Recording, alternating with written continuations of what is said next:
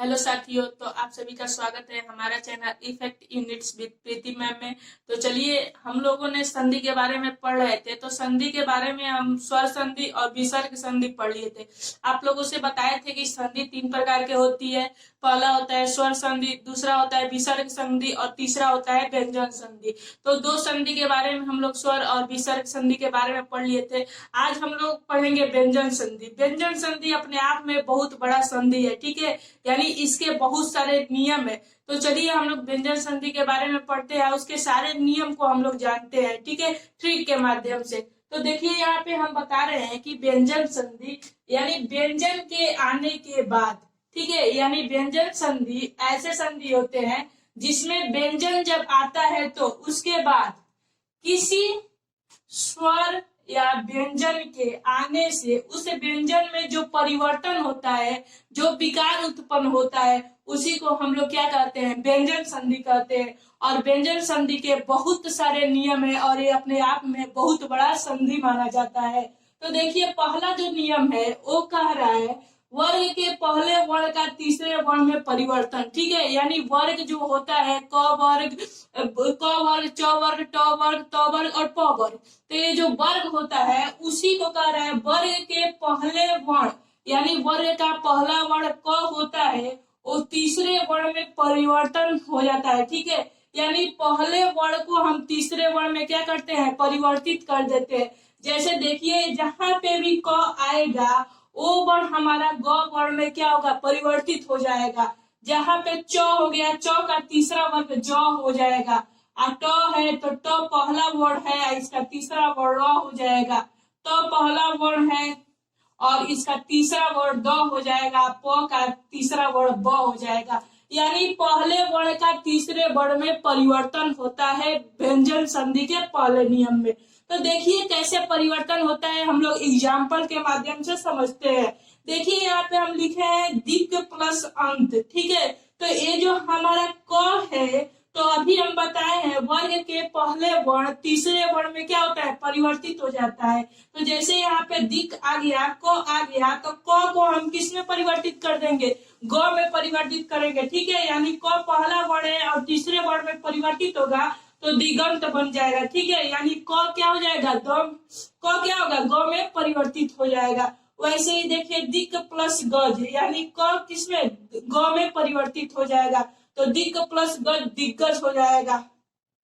फिर देखिए दिक् प्लस दर्शन, ठीक है, तो क हमारे तीसरे वर्ण में परिवर्तित होगा तो दिग्दर्शन हो जाएगा। दिक् प्लस अंबर, ठीक है, क हमारा पहला वर्ण है और ये तीसरे वर्ण में परिवर्तित हो जाएगा तो क्या हो जाएगा, दिगंबर। वाक धन ईश, ठीक है, वाक धन ईश क हमारा पहला वर्ण है और ये व्यंजन संधि के पहले नियम में जब परिवर्तित होता है क, तो तीसरे वर्ण में क्या होता है, बन जाता है, तो बागीश हो जाएगा। ऋक धन वेद, तो क्या हो जाएगा, ऋग वेद हो जाएगा। तो देखिए, अगर जो आपको इस माध्यम से नहीं जरूर है तो आपको बस याद कर लीजिए ग, ज, ड़, द और ब, ठीक है, यानी पहले नियम में तीसरे वर्ण में परिवर्तित होता है। तो देखिए यहाँ पे ग आया है, ग आया है, यहाँ पे ग आया है, ग आया है, ग आया है, ग आया है और ग आया है। जहां पे भी बीच में ग आ जाए तो वहां पे आप लोग समझ लेंगे कि यहाँ पे क्या होगा, व्यंजन संधि होगा। चलिए नेक्स्ट नियम हम लोग देखते हैं व्यंजन संधि का।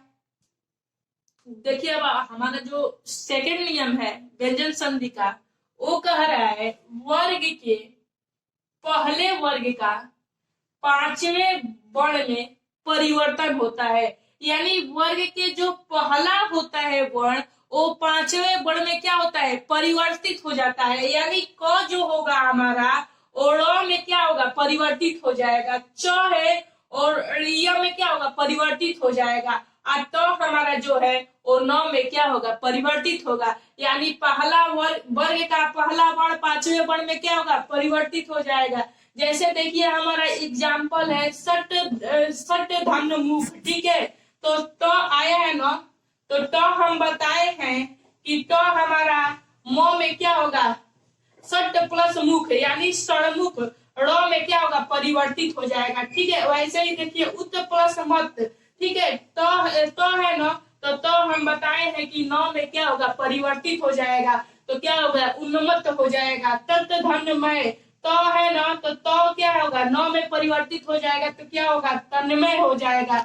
यानी वर्ग के पहले वर्ण पांचवें वर्ण में क्या होते हैं, हमेशा परिवर्तित होते हैं, वहां पे हमेशा व्यंजन संधि होता है। अब देखिए तीसरा नियम जो है वो कह रहा है छ संबंधित नियम, यानी छ संबंधित नियम में दीर्घ भी हो सकता है और ह्रस्व भी हो सकता है। ह्रस्व यानी जिसको बोलने में कम समय लगता है और दीर्घ जिसको बोलने में अधिक समय लगता है। देखिए तो उसके साथ हम छ का प्रयोग करते हैं। जैसे हमारा चार ह्रस्व होते हैं, ह्रस्व स्वर होते हैं अ, ई, उ और री, और साथ हमारा दीर्घ स्वर होते हैं। चार ह्रस्व होता है और साथ हमारा दीर्घ स्वर होता है, और इसके साथ जब भी छ आता है तो च में क्या होता है, परिवर्तित हो जाएगा। ठीक है, ह्रस्व या दीर्घ स्वर के साथ जब भी छ आएगा वो च में परिवर्तित हो जाएगा। देखिए कैसे परिवर्तित होता है, स्व प्लस छंद। ठीक है, तो ये छ आया है यहाँ पे, तो ये हमारे च में परिवर्तित हो जाएगा, तो स्व छंद हो जाएगा। परिधन छेद, छ आया है तो छ के साथ हमेशा च में परिवर्तन होता है, तो परिच्छेद हो जाएगा। अनुधन छेद, छ आया है तो छ च में परिवर्तित हो जाएगा, तो अनुच्छेद हो जाएगा। छत्र धन छाया, यानी छ है तो क्या होगा, च में परिवर्तित हो जाएगा, तो बन जाएगा छत्र छाया। यानी व्यंजन संधि के तीसरे नियम में जहां पे च और आधा च और छ आ जाए, जहां पे च छ आ जाए वहां पे कभी भी क्या होगा, व्यंजन संधि होगा। चलिए अब चौथे नियम हम लोग पढ़ते हैं। नियम नंबर हमारा 4 है, वो है त संबंधित नियम। ठीक है, यानी त संबंधित नियम। तो देखिए त में च छ, यानी च छ में बड़ा कौन, च, ज झ में बड़ा कौन, ज, त ठ में बड़ा कौन, त, द ढ में बड़ा कौन, द, और ल के साथ हमेशा ल का प्रयोग होता है। जैसे हम लोग देख रहे हैं एग्जाम्पल, उत प्लस चारण, तो अभी हम बताए हैं च के साथ हमेशा च का प्रयोग होगा, तो उत प्लस चारण इक्वल टू होगा उच्चारण।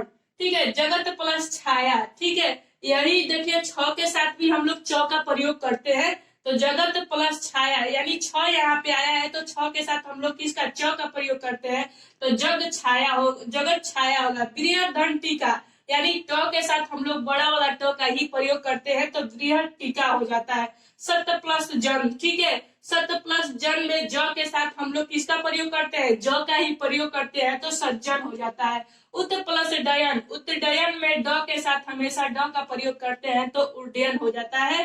तो चलिए अब हमारा पांचवा जो नियम है, पांचवा नियम अपने आप में बहुत बड़ा नियम है। ठीक है, व्यंजन संधि का।